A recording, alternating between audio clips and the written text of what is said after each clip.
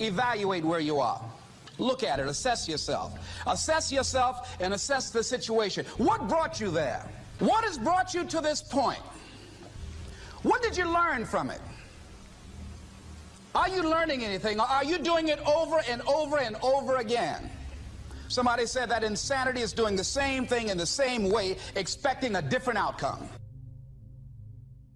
Don't let this year be like last. And if last year was great, still don't let it be that way. Raise the standard. If your life is perfect and extraordinary, you darn well know you're not going to be happy unless you keep making it better. That's what makes us feel alive. It's not what we get that makes us happy. It's who we become and what we're able to give because we become more. If you want to begin to move, you've got to clear your mind of all the unnecessary luggage and baggage that's weighing us down. You're going to have people to do things to you. Things are going to happen to you. And the most important thing to do is to harness your will and let it go and move so you can grow, so you can get on with your life. It doesn't matter about what happens to you. What matters is, what are you going to do about it? If there's anything that'll shift your life, that'll get you to thrive in a difficult situation, is take some massive action. Try something else. Change it, try it, move it. Progress equals happiness. If you can start to make progress, if you can get yourself going, even if it's not perfect, if it doesn't work, you know what to do. Just change your approach. That doesn't work, change your approach. So often in life, people don't begin the journey because they're not quite sure what to do or how to do it right or how to do it perfect.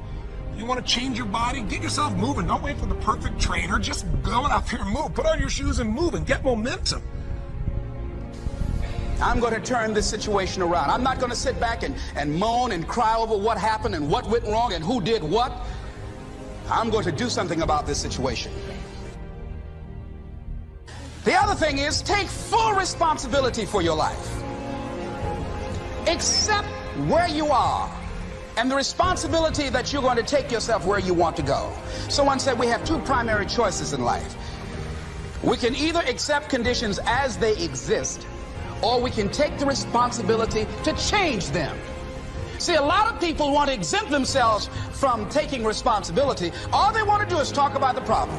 Every time you see them, they'll tell you their story over and over and over and over again. No. You want to take responsibility for your life. I got me here, I can get me out of this. And I'm getting out. I'm not going to be a volunteer victim.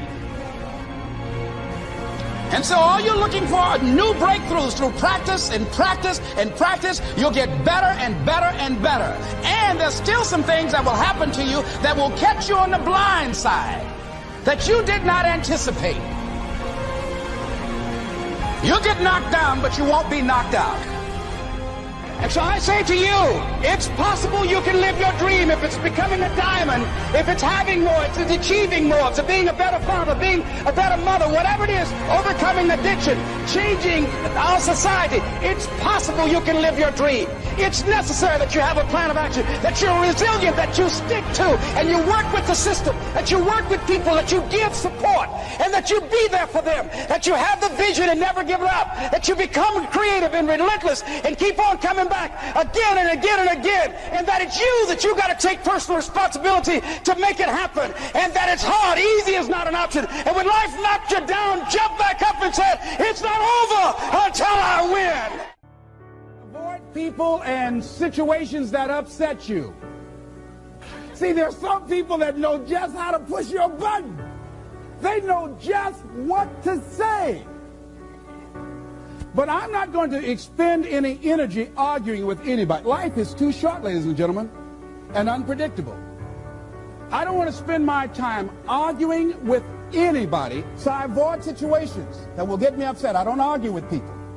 Draw the line, ladies and gentlemen.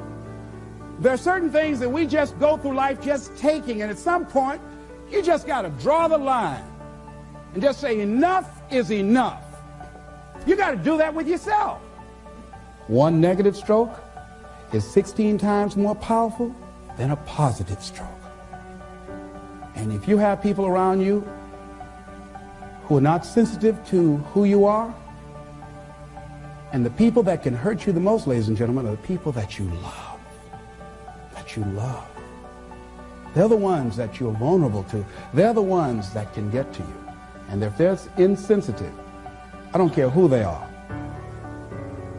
See, if you don't draw the line with people, if you just let them run rampant in your life, and you let things happen to you that you don't feel good about, if you continue to allow it to happen, you won't feel good about yourself. Your image of yourself will erode. So you've got to draw the line. Why do people just go to a job where they're miserable, day in and day out? Why do people stay together and they're miserable, sleeping in separate rooms, or arguing, or the only thing they have in common is paying the bills? Don't talk, don't communicate, don't share anything together. Day in and day out, as short and unpredictable that life is, being mean to each other. Why do people do that? Known hells are preferable to strange heavens because it's familiar. See, life is rough, ladies and gentlemen.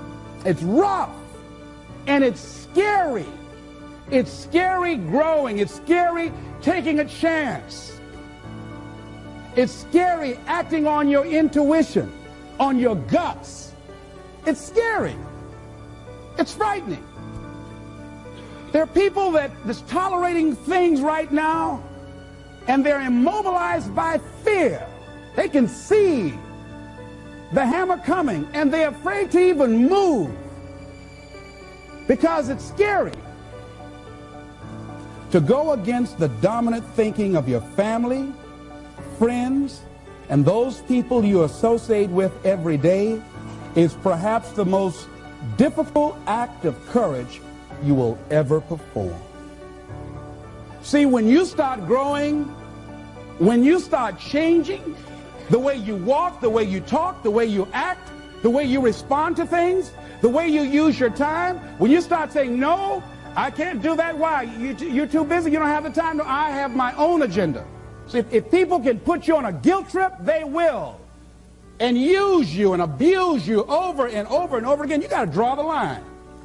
You have to draw the line on them. Don't go through life feeling like you're powerless. Victims are people that are powerless. You're not powerless. You are powerful. You direct the power in your life. Whatever your life is right now, it is a duplication of your consciousness. It's a result of how you have decided to use your power. That's all it is. That's not who you are. That's just a perverted use of your power that you aren't satisfied with. And you've got the power to change that. Wherever you are, how, I don't know. But I know you've got the power to do that. But you don't know what has happened to me. It really doesn't matter what has happened to you. See, the only thing that really matters is, what are you going to do about it? That's all that matters. That's all that matters.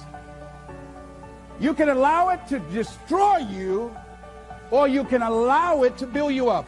We never get to a level where we feel that there's nothing else for us to do, that we've achieved a certain number of goals and we figure that we're through. No, no. You don't want to stay there and celebrate too long like a lot of people do. They do something they consider outstanding. They go around talking about what they used to do. See, let me tell you, I used to do this and I used to do that. Excuse me, used to be's don't make no honey. What are you doing now? You're still here breathing. That means you've got some more to give. Doesn't matter how old you are, doesn't matter about where you are, doesn't matter about what you have, doesn't matter about what you've done. Life is about growing, it's about being productive, it's about stretching, it's about challenging yourself. So you start looking around and decide, hey, what else do I want to do? What got me here? It's a time for celebration, but also a time for reflection. What got me here? What worked? What did not work? What do I need to do to repeat so that I can get the same kind of results in other areas of my life? If the goal is to improve my health, if the goal is to improve my relationship, if the goal is to improve my income, if the goal is to improve something in society, what is it I need to do? Now, don't get confused with what you do with who you are. Don't trip. Don't go on some type of ego trip, talking about how bad you are. None of us do anything by ourselves. Develop an appreciation for external support as well as good fortune, because all of those things play a role. The other thing is, don't go overboard celebrating. You must meet with triumph and disaster and treat those two imposters just the same.